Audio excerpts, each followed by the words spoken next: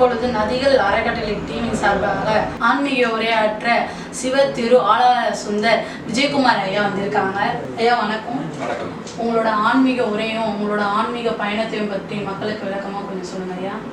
ஓம் நம சிவாய, ஓம் நம சிவாய, ஓம் நம சிவாய.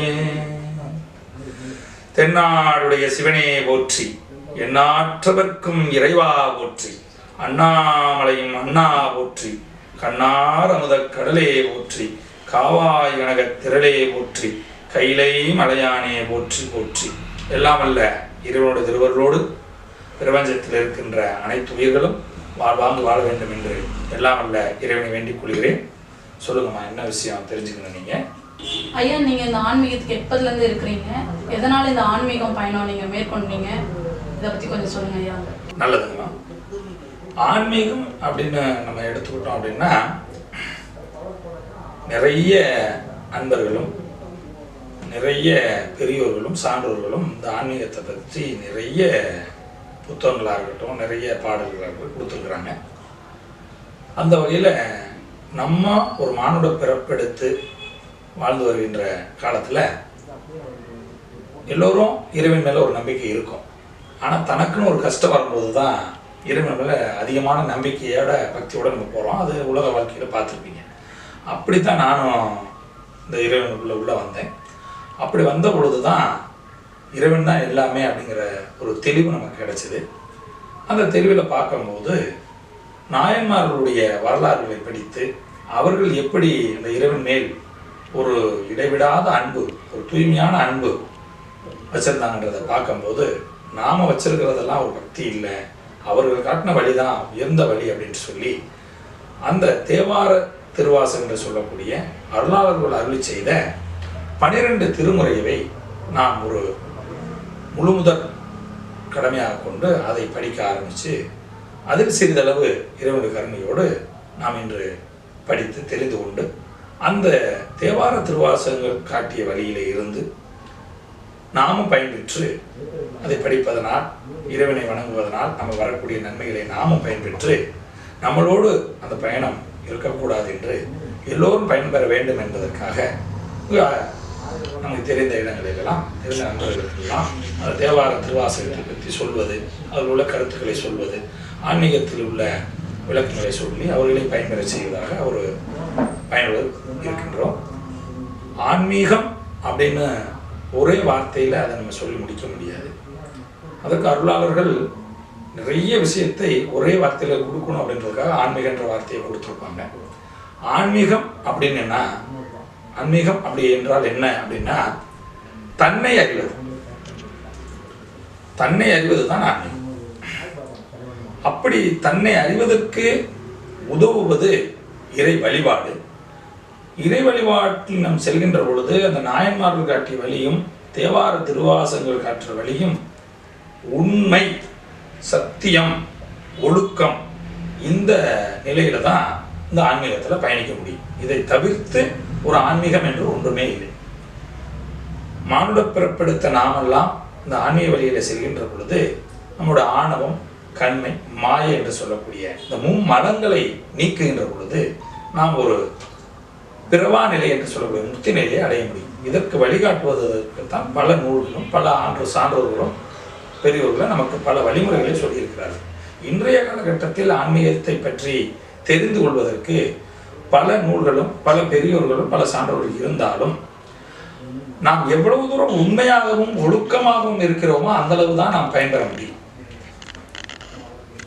ஆன்மீகம் என்று நாம் எடுத்துக்கொண்டோம் என்று சொன்னால் தன்னை அறிவது இல்லை. நாம் நிறைய சான்றோர்களை சொல்லலாம். இன்று நாம் ஒரு சில சான்றோர்களை நாம் நினைவுகோள், அவர்கள் காட்டிய வழியில் நாம் எப்படி சிந்திக்கலாம் என்று நாம் இங்கே பகிர்ந்து கொண்டால் நன்றாக இருக்கும் என்று நான் நினைக்கிறேன். உதாரணத்திற்கு ரமண மகரிஷியை அனைவருக்கும் தெரிந்திருக்கும்.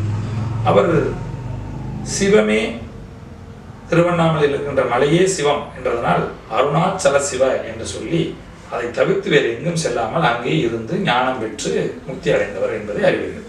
அவர் சொல்கிறார் இறைவனை பார்த்து, தத்துவம் அறியா தத்தனை உற்றாய், தத்துவம் இது என் அருணாச்சலா அப்படின்னா எனக்கு எதுவுமே தெரியாது, என்னையும் ஒரு பொருளாக்கி உன்னை அறிய செய்கிறாய், எனக்கு அருள் கொடுக்கிறாய் அப்படின்னு உன்னோட கருணை தான் என்ன அப்படிங்கிறது அவருடைய கேள்வியாக நாம் பார்க்கின்றோம்.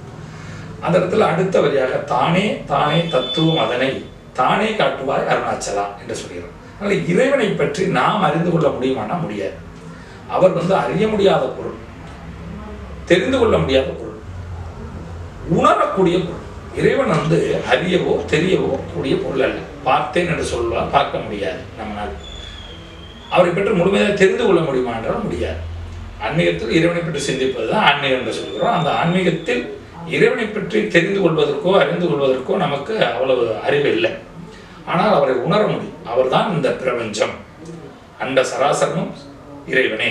அவருக்கு சிவன் என்ற நாமம் சொல்லி நம்ம சிவம் என்று, சிவம் என்றால் அன்பு என்ற அர்த்தம், மங்களம் என்ற அர்த்தம். அதே வகையில் ஆன்மீகத்தில் நம்ம அடுத்தடுத்து சிந்திக்கின்ற பொழுது எத்தனையோ மதங்கள் இருந்தாலும், அதில் இந்து மதத்தில் எத்தனையோ சமயங்கள் இருந்தாலும் அதில் சைவ சமயமாக அதற்கு தலைமையாக சிவனை கொண்டு நாம் சிந்திக்கின்றோம். இந்த திருமுறைக்கெல்லாம் ஒரு விளக்கம், ஒரு உரை நூலாக சைவத்தின் மேல் சமயம் வேறொன்றில்லை அதில் சார் சிவமா, தெய்வத்தின் மேல் தெய்வம் வேறொன்றில்லை அதில் சார் மெய்ப்பொருள் நான்மறை வாய்மை தரும் திருவாரமும் திருவாசகமும் ஈவைத்தர நால்வர் பெற்றார் எம் உயிர் துணையே என்று, இப்படி சைவத்தின் மேல் சமயம் வேறொன்றில்லை ஏன் என்று சொன்னார் இன்னொரு சமயத்தை குறைத்து மதிப்பிடுவது என்று அல்ல.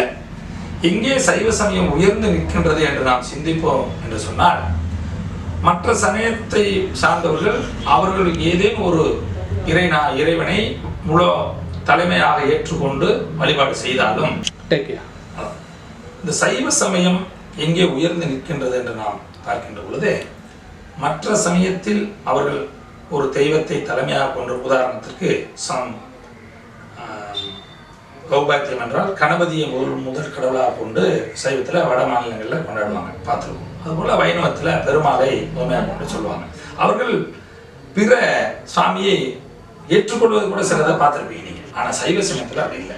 எல்லோரையும் ஏற்றுக்கொள்ளக்கூடிய ஒரு சமயம் தான் சைவ சமயம். இப்பொழுது இறைவன் நினைத்து வழிபாடு செய்யக்கூடியவர்கள் எல்லோரும் நல்லா இருக்கணும்னு நினைக்கிறாங்களோ அந்த சமயம் தானே உயர்ந்திருக்க முடியும் இல்லைங்களா?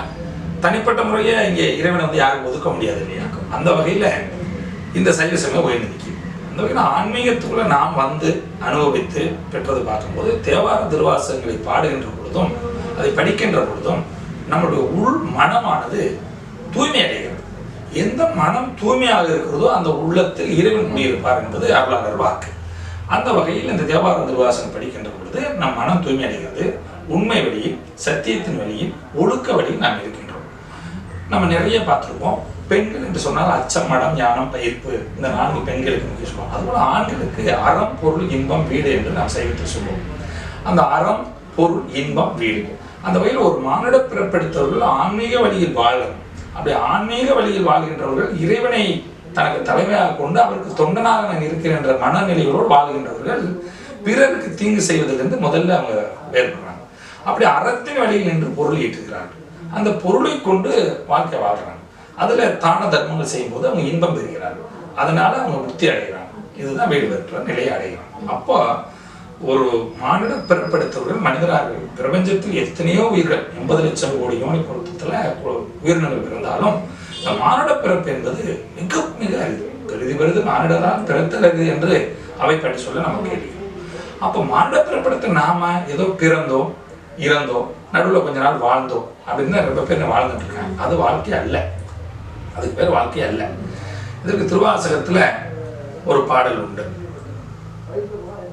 மணிவாசக பெருமான் ரொம்ப அழகா அறிவுறுத்தல், திருச்சதகத்துல அறிவுறுத்தல் அப்படிங்கிற ஒரு பதியத்துல நமக்கு ரொம்ப விளக்கமா சொல்லிப்பாரு.